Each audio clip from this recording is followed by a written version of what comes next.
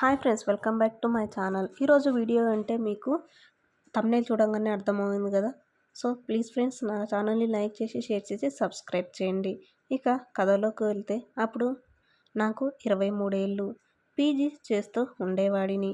University హాస్టల్లో ఉండడం ఇష్టం లేక టౌన్లో ఒక ఇంట్లో అద్దెకు ఉండేవాడిని. మా ఇంటి ఓనర్ భార్యకి ఒక అక్క ఉండేది.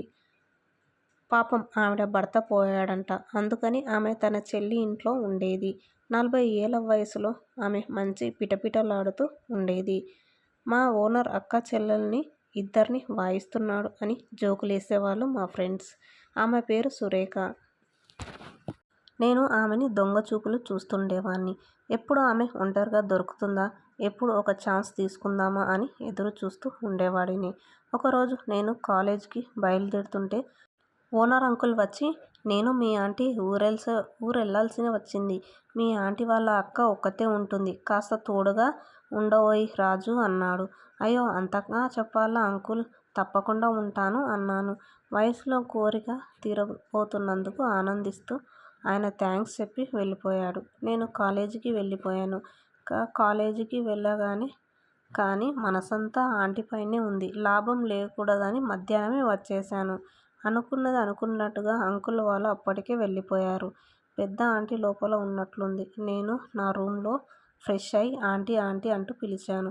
ఆంటీ వచ్చి నన్ను చూసి, రా రాజు, ఇప్పుడే స్నానం చేద్దాం అని వెళ్తున్నాను, నువ్వొచ్చావ్ అంది తలుపులు తీస్తూ. సరే, నేను మళ్ళీ వస్తాలేండి అన్నాను.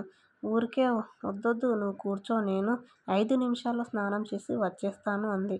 ఆమె బాత్రూంలోకి వెళ్ళి డోర్ క్లోజ్ చేసింది. ఆమె అటు బాత్రూంలోకి వెళ్ళి డోర్ క్లోజ్ చేయగానే నేను డోర్ బొక్కన ఉంది కదా అని వెతికాను. అక్కడ చిన్న బొక్క కూడా లేదు. ఇంతలో ఆంటీ లోపల నుంచి పిలిచి, రాజు రాజు. నేను మళ్ళీ వెంటనే హాల్లోకి వెళ్ళి అక్కడ నుంచి ఆ ఆంటీ ఏంటి అని అరిచాను. రాజు, ఏమనుకోవద్దు, బట్టలు బెడ్రూమ్లో మర్చిపోయాను, కొంచెం తెచ్చిపెట్టవా అని అడిగింది. అదృష్టం అంటే ఇదే, తెస్తాను, ఒక్క నిమిషం అని ఆమె బెడ్రూంలోకి వెళ్ళి బెడ్ మీద చీర, జాకెట్, బ్రా ఉన్నాయి. అవి ఆమె బ్రా చూస్తే నాకు అందులో ఆమె సామాన్లే కనిపించాయి. నేను ఆ బట్టలు తీసుకుని బాత్రూమ్ దగ్గరికి వెళ్ళాను. తలుపులు కొట్టి, ఇవిగో బట్టలు తెచ్చాను అన్నాను. ఆమె కొద్దిగా డోర్ తీసి ఒక చెయ్యి బయట పెట్టి బట్టలు తీసుకుంది.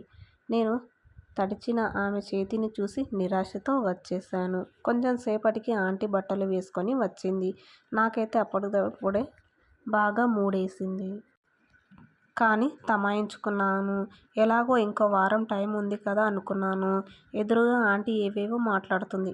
కానీ నా కళ్ళన్నీ ఆమె సామాన్ల మీదనే ఉన్నాయి. నా ఆలోచనలన్నీ ఆమెని అనుభవించాలనే ఉన్నాయి. ఆంటీ నా కళ్ళకు ఎక్కువ అందంగా కనిపిస్తూ ఉంది. ఇంత అందమైన అందాన్ని ఎదురుగా పెట్టుకొని కూర్చోవడం చాలా కష్టం అనిపించింది. రాజు రాజు, ఏంటి ఇక్కడ ఆలోచిస్తున్నావు అంటూ ఆంటీ గట్టిగా పిలిచింది.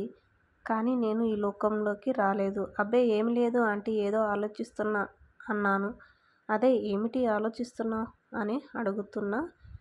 అది ఆంటీ చూపు ఒకచోట, మనసు ఒకచోట ఉంటే అలాగే ఉంటుంది మరి అంది నా వైపు చూస్తూ నవ్వుతూ. నేను బిక్కి చచ్చిపోయాను.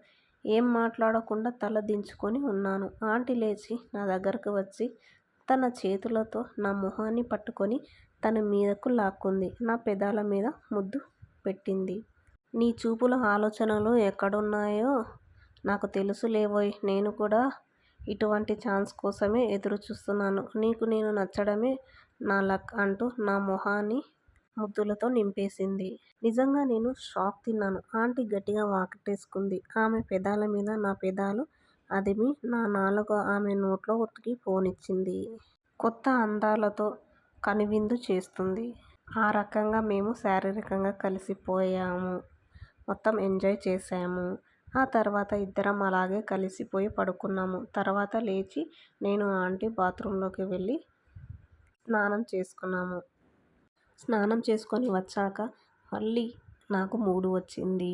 మళ్ళీ చేద్దామని డిసైడ్ అయ్యాను. ఆంటీ మాత్రం అలసిపోయింది. ఆంటీ, నాకు మళ్ళీ మూడు వస్తుంది అని అన్నాను. కానీ ఆంటీ, ఒరేయ్, నా వల్ల కాదు, ఇప్పుడే నా ఒళ్ళు ఊనమైపోయింది, మళ్ళీ అంటావేంటి, నాకు కొంచెమన్నా గ్యాప్ ఇవ్వు నాది నీలాగా యంగ్ బాడీ కాదు. నేను అలసిపోయాను. నా బాడీ లుక్కు చేశావు. మళ్ళీ ఇప్పుడే అంటావేంటి? రాత్రికి టైం ఉంది కదా! అప్పుడు రాత్రి చూసుకుందాం. రాత్రి మళ్ళీ చూపించు నీ ప్రతాపమేంటో. గట్టిగా నీ బలాన్ని అప్పుడు చూపించు. ఇప్పుడైతే నన్ను వదిలేయరా ప్లీజ్. రాత్రి వరకు ఆగరా అని ఆంటీ నన్ను బాగా అడుక్కుంది. అయినా నా తమ్ముడు మాత్రం మాట వినట్లేదు. అలాగే ఉన్నాడు. నాకు ఇప్పుడు మళ్ళీ చెయ్యాలనే ఆశతో, కోరికతో ఉన్నాను.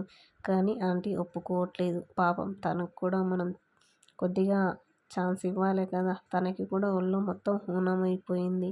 మరి మనతో అలా రకంగా ఉంటుంది. హూనం అయిపోవాల్సిందే. కానీ ఆంటీ మాత్రం అరేయ్! నాకు చాలా రోజులయ్యింది ఈ రకంగా చేసి. చాలా అనుభూతినిచ్చావు. థాంక్స్ అని ఆంటీ నాకు చెప్పింది. మళ్ళీ రాత్రికి ఇంతకన్నా మజా చేసుకుందాం. గట్టిగా ఎంజాయ్ చేద్దాం. నీకు ఎప్పుడు జరగనంత అనుభూతిని నేను ఇస్తాను.